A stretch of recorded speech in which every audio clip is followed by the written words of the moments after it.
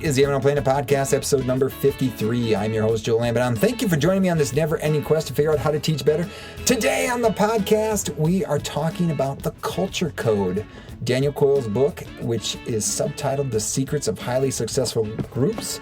And I'm talking about it with a former student and current English teacher at our local school district, Earl Bell. And he had this book that he was reading for a class. He'd read it before in his former life working at a bank, which we'll get into in the episode. And I was interested in it, and I heard about it, and I knew some other folks that had talked about this book. And so, hey, I wanted to do a podcast. Now, that was, that might have been right on the beginning of the pandemic, and so it's been a while. So finally had a chance to get with Earl and record this episode, because the Culture Code is a pretty amazing book, and I was reminded by that by another student of mine, Kayla Luke, who was reading it. She's like, "Oh my gosh, this book is so amazing." I'm like, "Yes, it is, and I need to do it on the podcast." So we're going to talk about it, and that's coming up in a bit. But before I jump into the conversation with Earl, just a quick disclaimer: in no way will we be able to communicate the whole value of the book, and even if we did, it would be from our perspective. And by the way, there's too much in this book to communicate it in just a 45-minute podcast episode, trust me. In other words, if you like what you hear, go get the book for yourself. Links to purchase the book can be found at amazonplanet.com/episode 53, or seek it out wherever you buy high-quality books like this one. If possible, try to support your local bookseller like Square Books here in Oxford, Mississippi. I'm pretty sure I got this at Square Books. So, without further delay, here's my conversation with Earl Bell on Daniel Coyle's book, The Culture Code, The Secrets of Highly Successful Groups.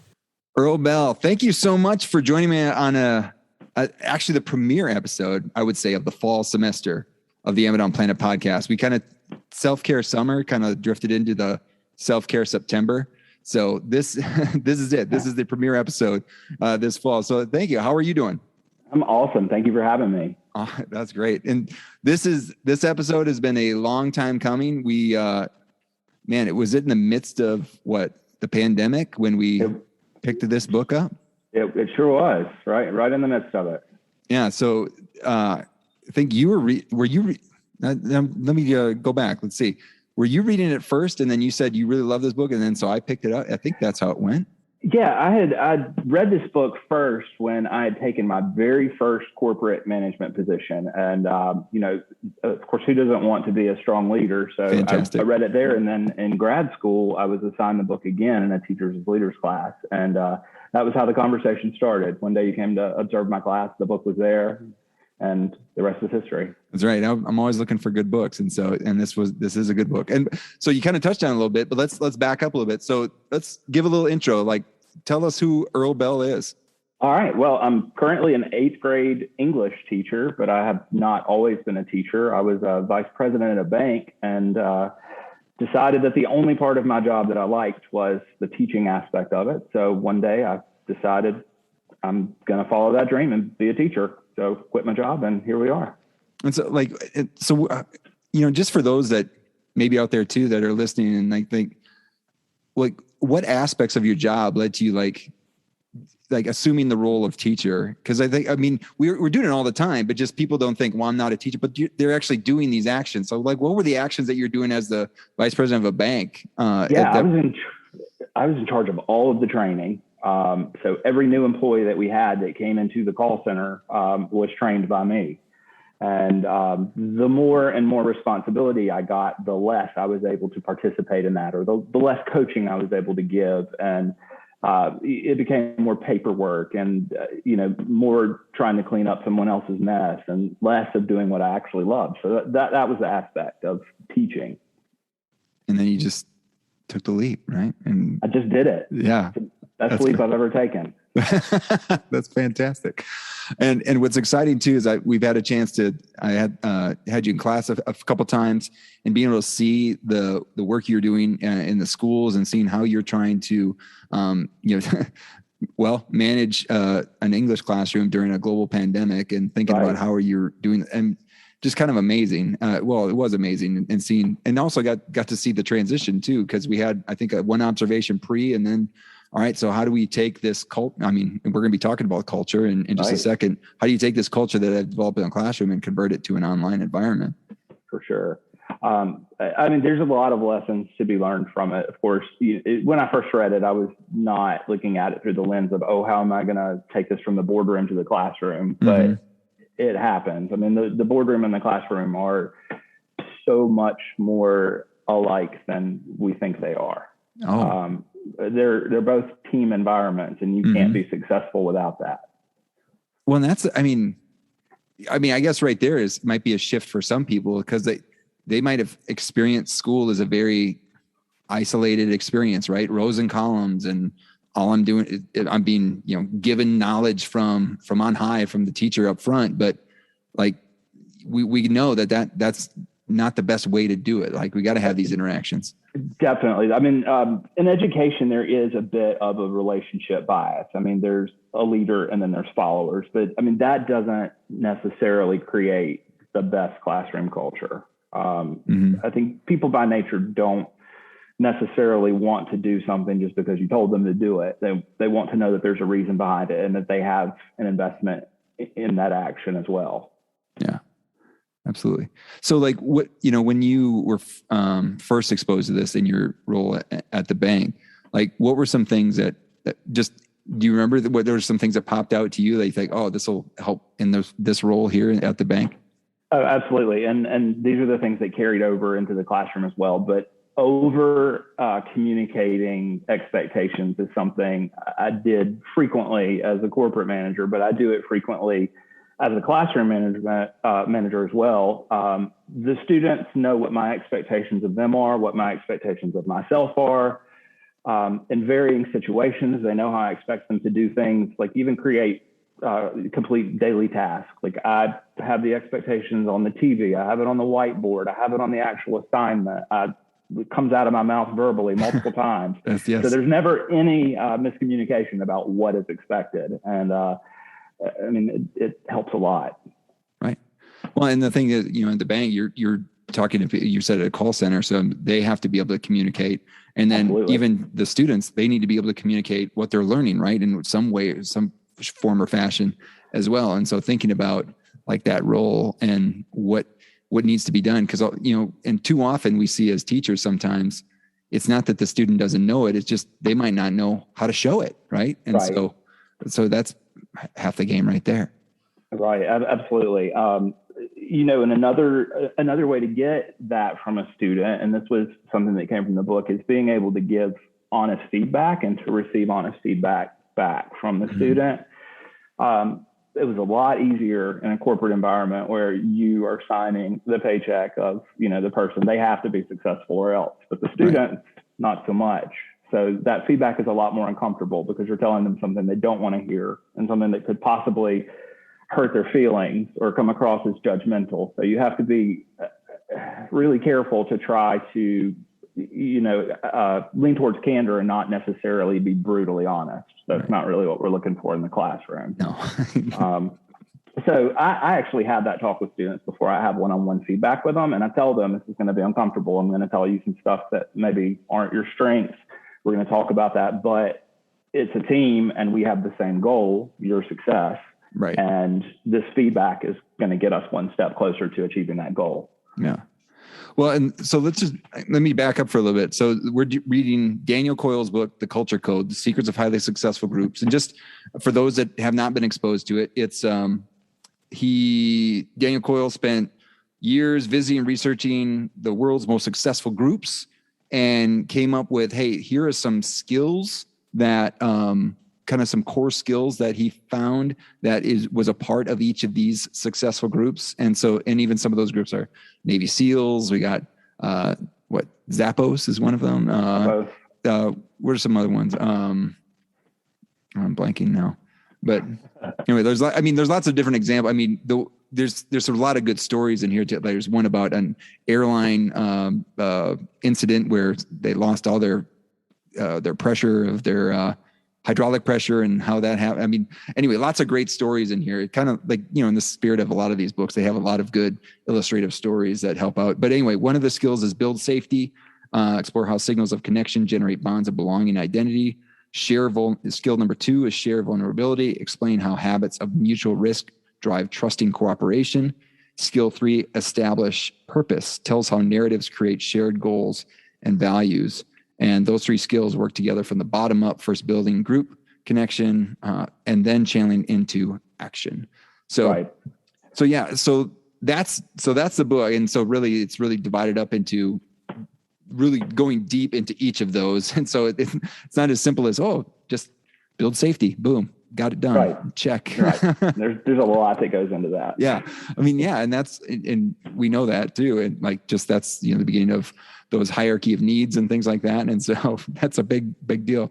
But thinking about the overall book and thinking about the kind of the structure we use with the podcast, and I know you might have touched on them a little bit here already, but what would be some of your learnings, your key learnings? What are 2 to 3 learnings from the book that you've applied to your teaching? Well, definitely giving the feedback with candor, as I mentioned.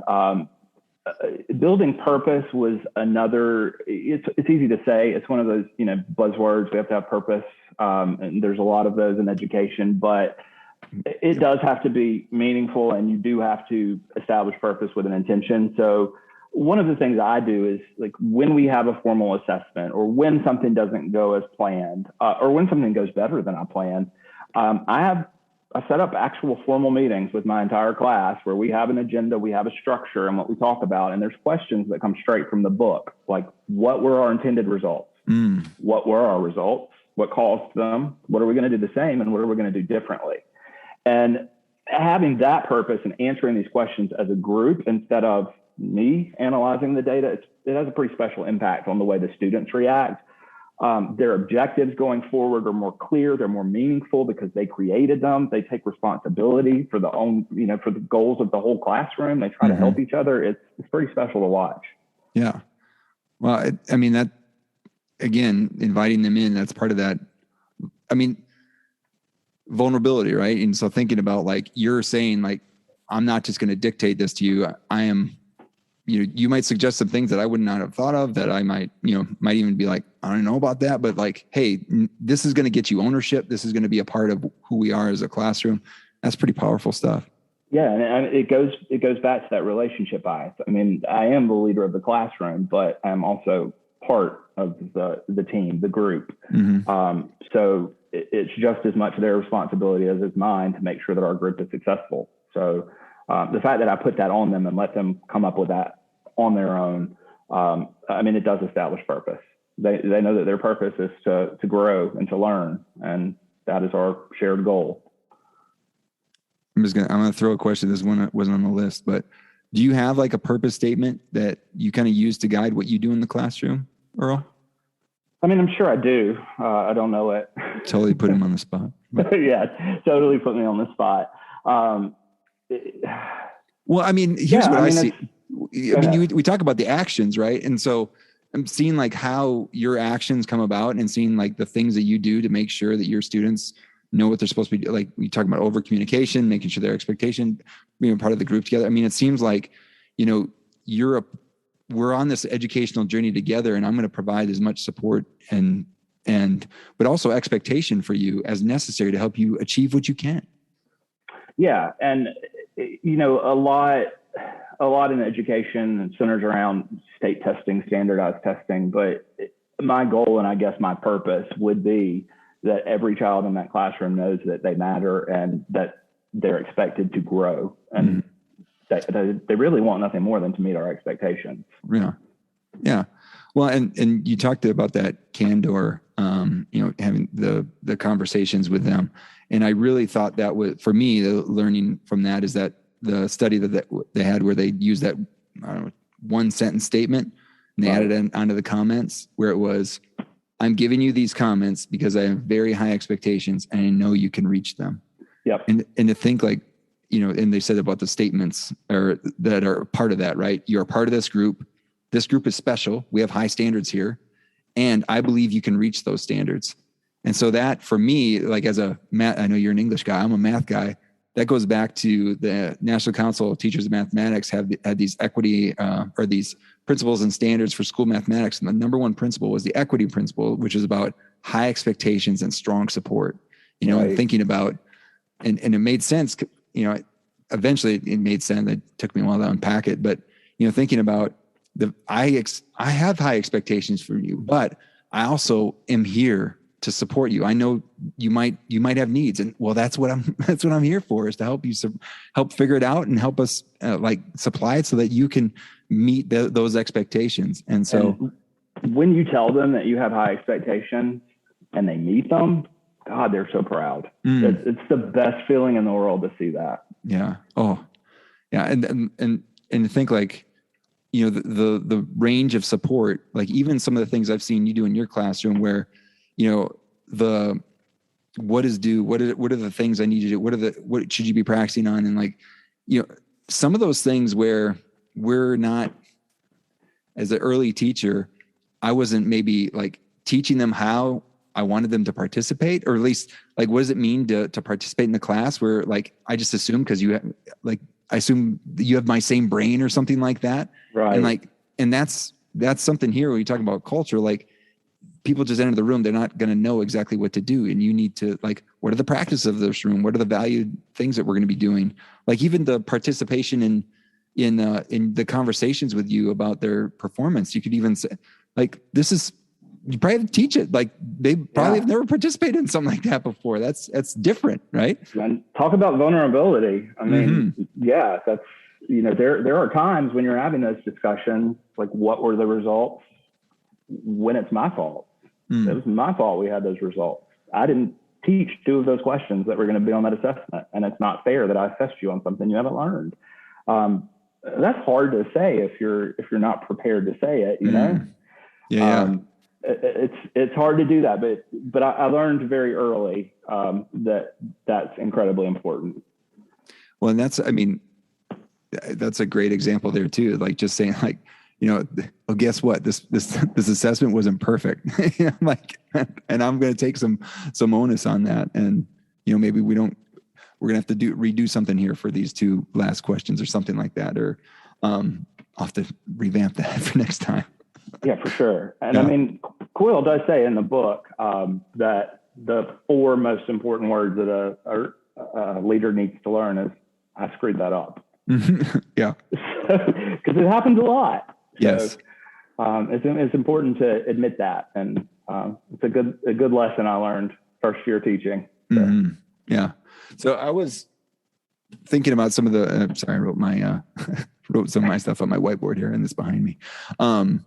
Some of the things another thing that I learned from it was, and I wonder what you think about this, given our current situation, the idea about collisions. Do you remember that about the collisions? I want to create where there's lots of, I think it's in the first part about building safety, where people feel like they belong, is having interactions with people and facilitating interactions. And we kind of talked about before, is having those, having those interactions, or having maybe a traditional type classroom where there's rows and columns and maybe not a lot of interaction, where, kids might not be talking or kids might not be communicating. And lately, kids might not be communicating because they have a mask on or something like that, or being socially distanced and stuff like that. But to have these, and what he says is safe collision rich spaces, so those interactions can happen. And we were just talking right before we hit record about, there is something, even though we're, at least for the university, we were all online last year. Now we're having interaction. It's just, there's something different about the teaching. It's just a little bit better. Just, it might be, we're still socially distant. We're still keeping groups together. So in case there's a quarantine situation or whatever, we're trying to figure those things out, but we're still having collisions, right? Yeah, it's more important than ever. A lot of my students missed an entire year of being able to interact with their peers. And that's another thing it says in the book, is that the communication or the collisions don't need to be just between student, teacher. I make sure that the students communicate with each other as well. So they've missed that, and gosh, they're yearning for it, and it makes class so much more interesting. Oh yeah. Well, and the thing too is I was trying to explain or trying to figure out why, because I went to a conference that was all virtual, and I was trying to figure out why I was so much more engaged in a virtual conference where I'm sitting in this tiny closet in the back of my garage for hours on end. And it was like a 3-day conference and I was here for most of the time. And while I was more engaged and I realized, and it was one of the things from the book, it was about the collisions were happening, not when the presentation's happening, but then I see who's in the presentation where it's all over Zoom. So you can see who, there's a presenter and they're giving their things, but then on the side is the chat that everyone is engaged in, like, oh, here's a resource that's connected to that. Oh, they just cited this. And like, does anybody know where that book is? And it's just all these things. And it's like, and a lot of them were my acquaintances or colleagues or friends that, like, oh, I want to talk. Hey, good to see you, Matt. And like, that wouldn't happen in a face-to-face environment because you're not colliding with people, and it'd be rude to like turn around like, hey, Matt, how you doing? Or to even be texting him. But in a Zoom, conference, that was like an accepted practice. And it was like, I like that. I like having that back channel because then like all these questions are being answered, and it wasn't taking away engagement with the presentation. It was enhancing engagement. And it was even in here as one of those, one of the studies that they had about team performance is driven by 5 measurable factors. I think it was members carry on back channel or side conversations within the team. And it was like, but it was all for a specific purpose, not just like, hey, where are we going for lunch? Which is a good thing too. I think I figured that out. But it was cool to like, oh, that now I get a little bit of insight into why that was such a pretty good experience for me. It's interesting with teenagers as well, because if we do have somebody that's out or quarantined, I'll run a Zoom so they can still join the class. But there are children that I've never heard speak to me because they don't speak and they're soft spoken. But you open that chat window and you get to know so much more than you would have ever known. Right. And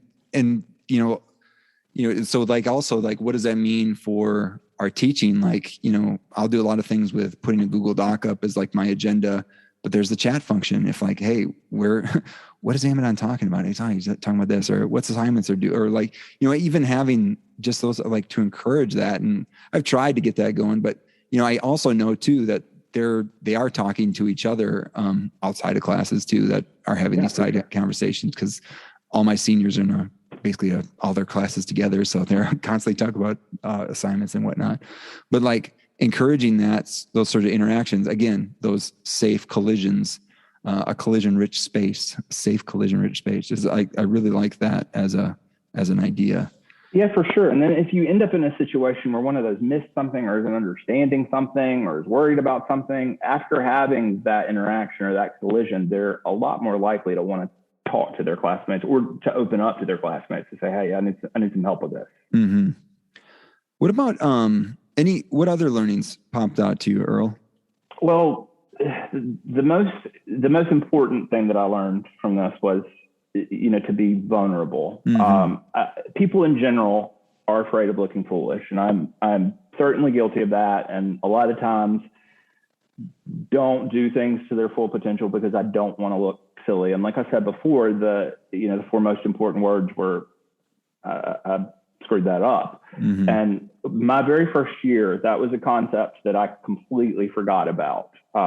I was trying to develop my teacher persona, and I don't know why I felt like I needed to be something different, but I decided at one point I was going to go in that classroom and I was going to be the authoritarian.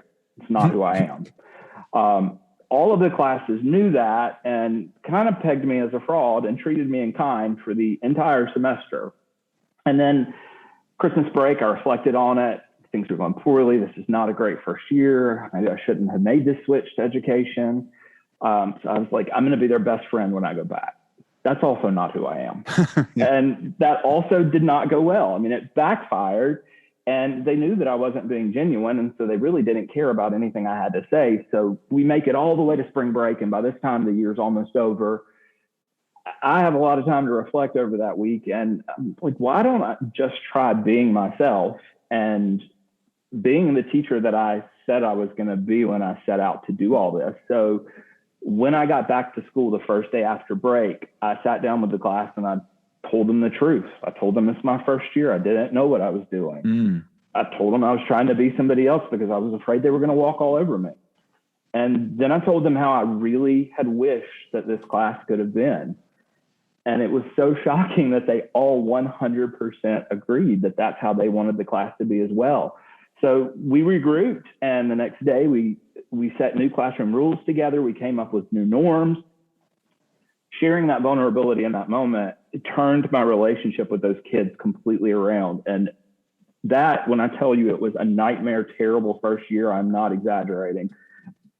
It ended up being one of the best years of my career because of that. And then when I entered grad school and started to reread the culture code, and I reflected on that terrible first part of the year, I made a promise to myself that I would admit when I was wrong and I would be vulnerable. And it's interesting because there's a concept in there about the vulnerability loop. And it's when members of the group share their vulnerability, other members begin to open up and feel more comfortable doing that. And it creates a stronger bond. And that's the biggest takeaway I've had from the book. And it's been life-changing to see what that does in classrooms. Yeah. Well, and the thing too, you're dealing with middle school students who, man, they're trying to figure out who they are, and to have somebody that's, you know, like you said in the first part, like not being who you were, and like, well, I already know that. But then all of a sudden, like being authentic and representing yourself and showing some vulnerability. I'm like, right, like that's really attractive. Is like, I want to be who I am, but I'm trying to figure it out. But it's like, Absolutely. It's cool that Mr. Bell is who he is. Like we know who he is. It's pretty cool. Yeah. This year I've got something unique. I'm teaching an extended ELA class. So my most struggling readers through the beginning parts of the day come back in a small group at the end for an extra period of English, basically, where we practice reading. But I mean, we all know, and the very first day I told them, let's discuss the elephant in the room. We're in an extended reading class because we're struggling readers. So let's just talk about that. And they felt free at that point to share their weaknesses or what they perceive as their weaknesses, because some of them are very good at the things they think they're not. Mm-hmm. They shared their insecurities. That in itself created a culture in that classroom where everybody is supportive of everyone else. A kid that's normally afraid they're going to mispronounce a word isn't afraid to try it. The other kids will try to support them. They really all want to see each other succeed, and it's incredible to watch. Well, that was exactly what I was going to say. Like where they had the balloon identification story. It was about they're going to release 10 balloons all over the country, and they're trying to figure out who could find the balloons the fastest. And it was the one that incentivized working together. But then also it was like revealing that, hey, we don't know all the answers. We're going to need help in order to do it. And so like that vulnerability and revealing that, and like what incentives are we providing in our, teaching scenarios where it's make mistakes. It's okay to make mistakes. It's okay to, like mispronounce a word. Like that's a hard word. Maybe the first time you're going to do it, that you're probably not going to do it right the first time, but it's those sort of, are we creating incentives to compete and be better than, and want to be better than the other person, or to work together, to collaborate, to make mistakes? This book back here, Rough Draft Math by Mandy Jansen, we had her on the podcast, but that's all about that. It's like, hey, we're purposely going to show you and it's coming from your world of having like rough draft manuscripts, but like rough draft problem solving, like this isn't done, but I'm still going to show it to you. It's perfect for this chapter, this vulnerability about, we're going to put something out there that, we haven't thought it all the way out yet, but still that we're doing that. So we together as a class can show our thinking and try to get better at whatever this thing is that we're trying to do. Yeah, absolutely. One of the things I always talk to my kids about, I'm a huge fan of cooking and eating, obviously, but I tell them not everything that you cook is going to come out perfectly. You follow the recipe, you think you're doing everything right, it tastes terrible. What do? Just not eat anymore? I mean, you figure out a way to make it taste good. And it's the same thing with, English or math. If it doesn't work, you figure out a way to make it work so you can move on. Yeah, I became one of those sourdough people. I've got my little starter in the refrigerator. Made some sourdough muffins, and like maybe need a little bit more sugar, but that's okay. There's some extra ones that said, I'm like, kids, muffin? Huh? Muffin? Yeah. Like, nah, we're not having those muffins. Like, I'll try it again. That's right. Yeah, Maisie didn't want them either. That's okay, Earl. So, what would you have done? I mean, you gave probably a number of examples here, but anything that you want to highlight about what have you done, or even like in revisiting, what do you want to do differently based off of what you've read in the book or what you have read in the book? Definitely I want to continue being vulnerable. And one of the things that I want to do differently, and I try really hard, is to be a better active listener with middle school students. It's not so hard to do with adults. It is a little harder to do with eighth graders. But I want to listen more than I talk when they're in moments where they have a problem that needs to be solved, or they have a question that needs to be answered. It's real easy to, to jump in and interject and say things like, well, what I would have done. So what I really want to do is not give advice when it's not needed. Really just hear what they're saying, guide them towards creating their own resolution. And,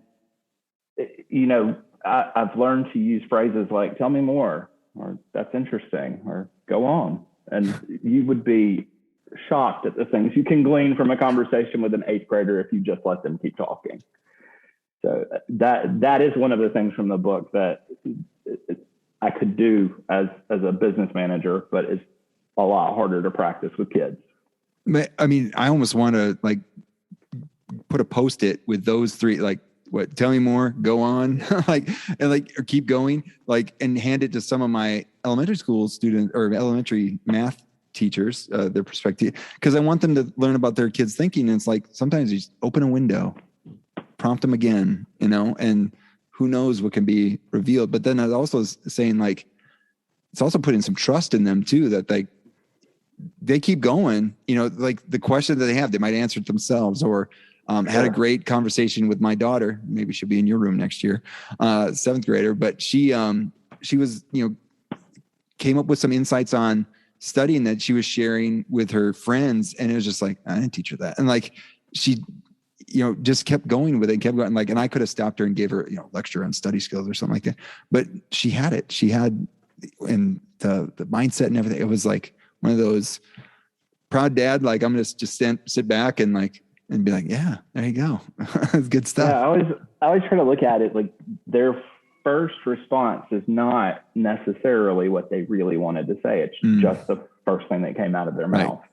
So it's sort of like peeling back the layers of an onion. Right. You got to get to the core, and you'll get there eventually. So that is the thing I've had to work on most. And I found that quite helpful when I went back and revisited this book.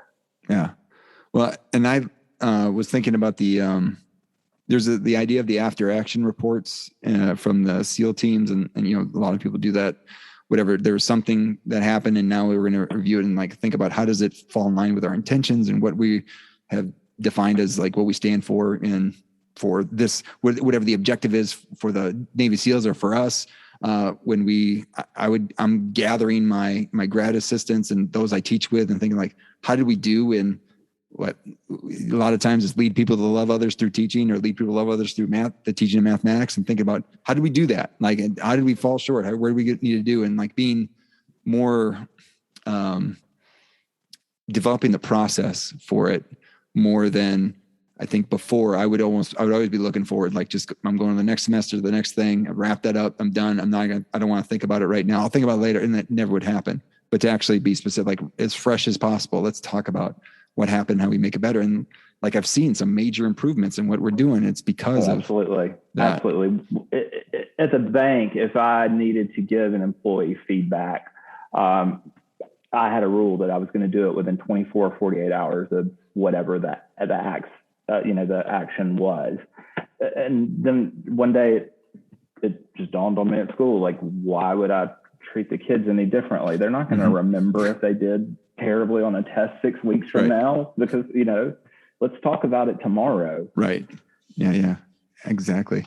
And I would do that too with my, when I was teaching high school mathematics, the last time I would do that, I would have like the kind of like talking about what you did, the one-on-one sitting down, going over objectives works really well with standards-based grading. Cause you can say, here's the evidence you've shown. I mean, that's good stuff. What would be the major critique of this book? Well, it's not all sunshine and rainbows, right? I know that's really hard to be critical of this particular book because it's aimed at helping people become better leaders and building stronger teams. It's hard to say there's anything wrong with that because it's a great concept. In fact, the only critique I could give is I wish it were more geared towards education. And I was even thinking, like, wouldn't it be cool if Coyle would team with an educator and write something called the Culture Code for Classrooms? Like, that would be a book I would read immediately. Yeah. I guess the only thing I was saying, I kind of joked about it before, is, that some might say, well, we're going to build safety this year. We're going to share vulnerability and we're going to establish purpose. And like, what does that mean? Right. Exactly. And thinking about exactly what does it mean to have those spaces? And again, he goes really deep into it in the book, but for those that might only read the first chapter, like can miss some of that stuff. I do remember now that you say that, when reading the first chapter, being like, oh boy, this is going to be preachy. And it wasn't. Right. Once I got through that first chapter, I was like, okay, he's not just using buzzwords. He's telling us how to create safety. He's giving us techniques to, create purpose. He's showing us what happens when leaders are vulnerable. So I agree with you about that first part. Yeah. And so like I have a challenge that I offer, I guess, like the sum in 7. So trying to think of what is 7 words that you would use to sum up this book. And that's from Michael Pollan's Defense of Food. There's that eat food, not too much, mostly plants on the front of his book. How would you sum this book up in 7 words or less? We're safe. We're vulnerable. We have purpose. I think that's 7 exactly. There you go. That's pretty good. I counted on my fingers. Yeah.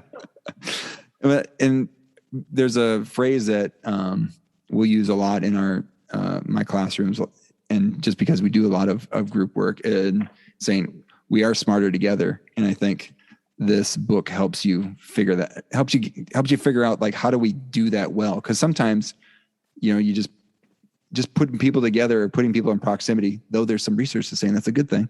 But there's more to it than that. And so how do we develop that culture and everything? So yeah, we are smarter together. So maybe we are smarter together with a plan. How about that? Oh, definitely. There's a thing I like to do at the beginning of the school year, speaking of planning, and I tell the kids we're going to draw a house, but then I tell them to put the paper on the top of their head. And so then I give them instructions, draw a door, draw a window, draw the frame. And of course, when they look at it, it doesn't look like a house. And that's when we learn not to do things off the top of our head. So it's always it's very punny, but the kids they remember that. And they're like, I never thought I was going to be drawing on my forehead in 8th grade English. Yeah. Well, I got another one like that. My cooperating teacher, when I was a student teacher 20 years ago now, Joe Dye, he would say, draw a car. And in drawing a car, like, people usually draw and he drew his from the front and he showed it like this. And so just saying that we come in with different perspectives, so it's kind of another way to do the drawing thing with a nice little punch towards some sort of point. I love that. You love drawing cars. So Earl, you've been thinking pretty deeply about teaching. You took the leap into teaching and you've had your experience teaching at the bank. What is the best thing you do to help your teaching? In my classroom, I make certain, and this goes back to that communication, that everybody has a voice. Even the kids that don't like to read out loud. I have those one-on-one meetings with them so they can tell me. You tell me what you want, so I can give that to you. It creates those collisions that you were talking about. It creates those trust cues, those you're safe to say whatever you want cues. And it creates collaboration. Like you said, we're smarter together. At the middle school, we have signs everywhere that says better together. And it's true. Nice. Yeah. None of us are an island. Yeah. I just want to emphasize that, so you spend these one-on-one meetings together, and like, I'm such a big fan of that. And there might be people out there being like, well, if he's got this many people in class, that takes a lot of time and blah, blah, blah. But I would assume, and you could tell me if I'm wrong, I'm going to think I'm right, is that investment of time that it takes to do all those one-on-one meetings, you're getting back in just compound interest 100-fold. And like, just the fact that you've had like, you maybe know some about them, like they're struggling a little bit, like, it's okay. Like, how you doing today? Again, at the beginning of the conversation, it's over communicating the expectations. And if I spend 2 days at the beginning of the school year communicating those expectations and how things are going to operate in this room, there's no miscommunication about what they're supposed to be doing. So I have that opportunity to be like, group A, you do this, group B, you do this, group C, I'm going to talk to you one at a time, but do this in the meantime. And we rotate through the room until everybody's had their chance to talk. And it works. You know, I very rarely see anybody doing something that's not one of the expectations because they helped create them. Right. Well, and like the one thing that you're over communicating more, and it's kind of in this book too, is like, I care about you as like, I care. You're a part of this. You're a part of this. You're invested in this. I'm listening to you, and we're going to do this together. And like, what? Rather That's than why the rules are there. Yeah. The anonymous person that's sitting in a room and they've never talked or anything because they've just been in that row or column, and versus like, you've had these conversations. Like, yeah, I just want to put the exclamation point on that. I think that is such an amazing practice. So, well, and those little one-on-one conversations, we may need to be talking about how to pick out a central idea, but that kid will bring their sketchbook to the desk and be like, look what I drew today. Like, that you can't buy that kind of bond. Right. And then they're willing to listen once they know that, hey, he actually thinks my drawings are good. Right. They'll listen to any feedback you have for them. So it's a very valuable tool. Mm-hmm. Excellent. So, I wanted to ask you, what's another book that you're reading? Just curious. Right now I'm reading The Writing Revolution. That is not something that is taught a lot in Mississippi schools because it doesn't count for very much on the state test. It's 12 points out of however many, but it's not many. But I think what we're finding is that to be a communicator in any way, you need to be able to write. Mm-hmm. And you need to be able to understand what you're writing and put your thoughts down on paper. It helps your comprehension in reading if you can do it yourself. It's really interesting. I'm finding out a lot of stuff I didn't know. Like, start with teaching them how to write a sentence instead of assuming that every kid you get in the 8th grade knows how to do that. Nice. I love that. I mean, and two, thinking like, if I'm a better writer, I'm probably gonna be a better reader, better communicator, better like and like thinking about them beyond the classroom too, right? I'm invested in you as an entire person, not studying the test. It's all connected. That's right. Excellent. Well, thank you, Earl. I appreciate everything that you shared, and I appreciate that we finally got a chance to talk about this book. Do you have any final words that you wanted to share? I don't. It's been a lot of fun. Thanks for having me. That is all I have for this episode of the Amidon Planet podcast. Show notes for the podcast can be found at amidonplanet.com/episode 53. Now, if you're looking for ways to support the podcast, you can subscribe to the podcast wherever you get podcasts so that the latest episode is always available wherever you are ready to listen. Rate or review the podcast or your podcast provider. That just lets it be seen by those that might like something like this. You can also subscribe to the Amidon Planet download, which contains teaching resources and updates from Amidon Planet. And then you can also follow at Amidon Planet on Instagram, Twitter, LinkedIn, or like the Amidon Planet Facebook page. You can also check out the Amidon Planet store, Amidon Planet Bookshop. Links are in the footer at amidonplanet.com, where your purchases support the production costs of the podcast. Thank you again for listening to this episode of the Amidon Planet podcast. Thank you to Earl Bell for sharing his time and expertise. Thanks to Matt Mifflin for the music in this episode. And finally, thank you to all of you out there who are seeking to teach better and be the good in the world by investing in the lives of others. This world is a better place because you have decided to use the gifts you have been given to serve others. Thank you for all that you do. Peace.